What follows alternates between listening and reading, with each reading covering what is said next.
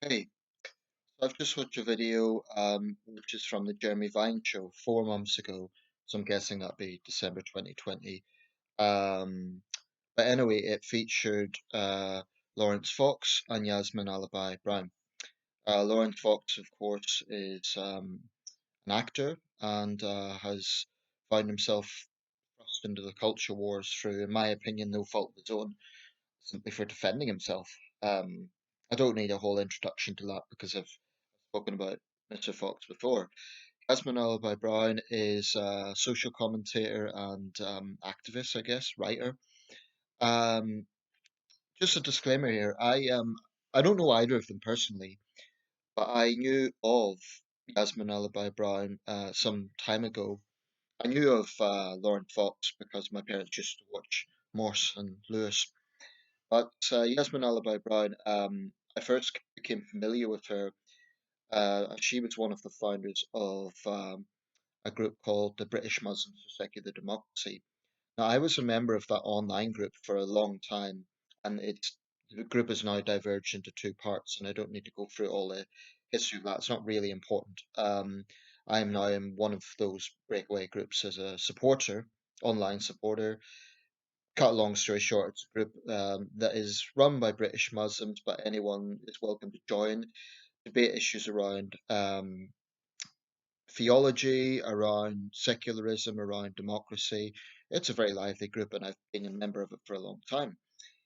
Anyway, she was one of the co-founders of that back in the mid 2000s, and for that reason, I had some respect for her from the relatively little that I knew, because by setting up a group that was going to combat radical Islamism, she struck me as a moderate, and I thought fair play to her. But from interviews and from her positions in recent years, it's very clear that she has very much joined the traction of woke bigots. Um, and I have no problem saying that. So anyway, this interview on the Jeremy Vine show is probably an abridged version. I haven't seen a whole version, but it's I'll put a link here. Um, it just speaks volumes about where woke ideologues go with their thinking. The whole time, at least from what we could see, Fox was just using reason and common sense, and Yasmin Alibhai-Brown was coming out with vitriol and spite, and everything was about you're a white privileged man, and these toxic terms thrown at Fox. Um, just pathetic, absolutely pathetic. And I think people like her are quite manipulative, actually. I mean, just for the record, I've no respect for her now, and I haven't for some time, but it's manipulative because she talks about hate that she's got, death threats that she's got, and that may well be true, and it's awful. But she is the sort of person who would use any criticism against her, particularly if it's coming from white men, as a way to deflect criticism. Um, Now, when Lawrence Fox pointed out that he had also had death threats, which is very believable given how extreme some wokes can be, she actually laughed as if, he was making it up. Um, that interview just demonstrated everything that is ugly about woke thinking. The intolerance, the groupthink, is definitely illiberal. It's just extreme. And when we look at attitudes like hers, it's easy to get depressed and think that this is quite overwhelming in our society. As Fox pointed out, she's part of the metropolitan elite in that sense. Um, I think Vine was, from what I could see, he was balanced. I mean, he did ask Fox to follow up on that. He also asked Yasmin Alibhai-Brown to follow up on her claim that Fox was a racist bully. Now, he got smart because he said, he wrote that down, ostensibly, you know, suggesting that he would open a libel case.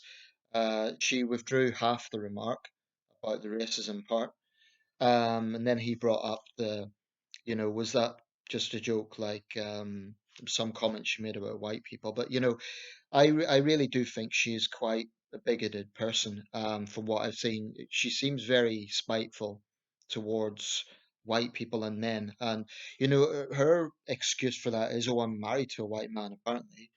But I think you can have an animosity towards a people whilst not necessarily hating all the individuals.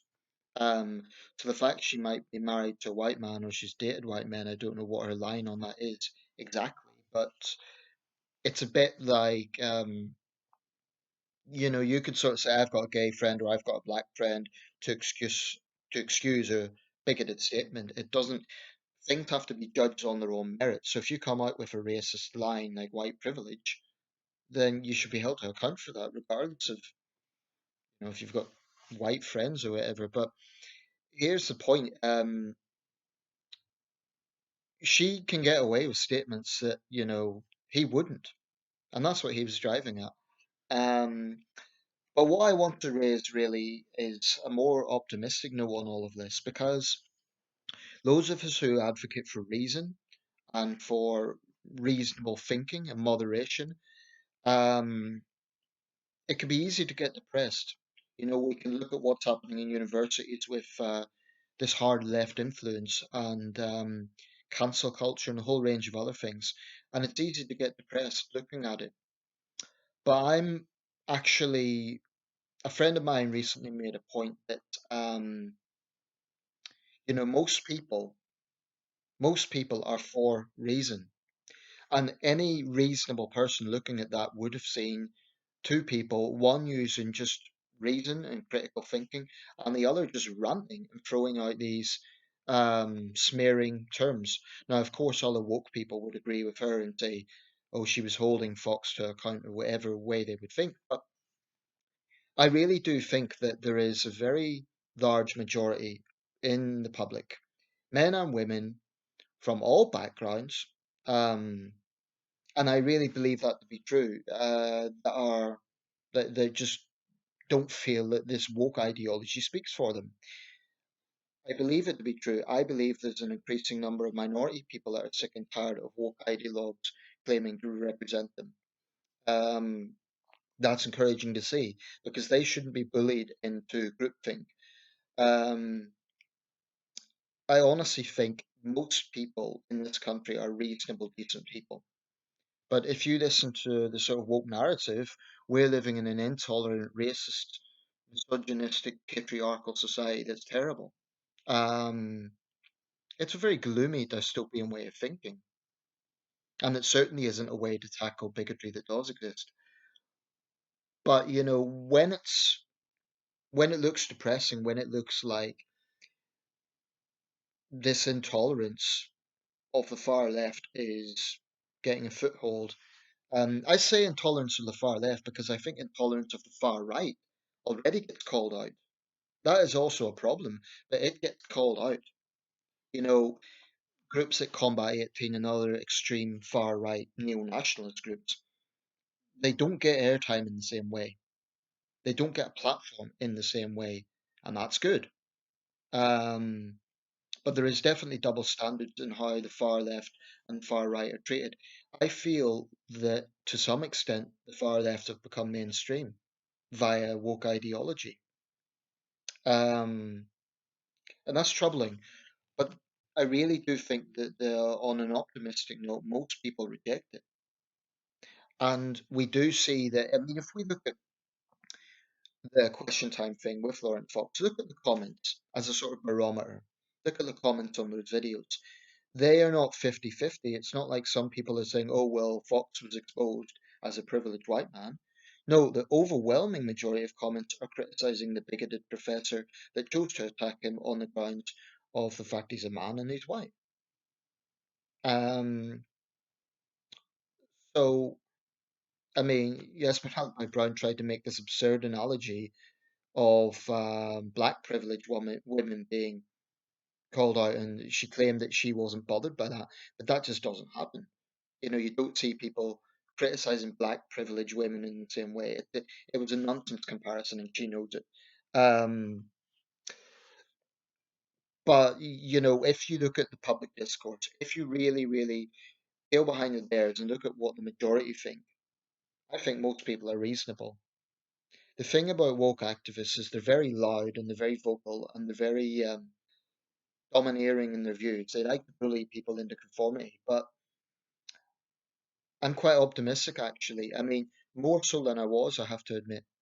I'm more optimistic because I think reason is starting to prevail and there is starting to be a backlash against this nonsense. And this is not some sort of right wing reactionary situation. This is just a common sense situation, a common sense backlash, if you like.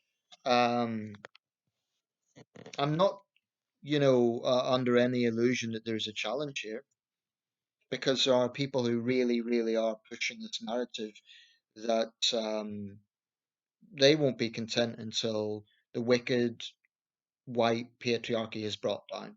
I do believe that, but I do also believe that they are a vocal minority. As Fox said, you have a very, very, very small number of people who are very vocal, they're very boisterous, and they're demanding that the rest of us comply. And I think it's good if journalists and people in the media start holding them to account and getting them to justify their claims. Now Vine did, to his credit. He did put Yasmin Alibhai-Brown on the spot and said, "Well, wait, you're going to have to back that up," calling Fox a racist bully.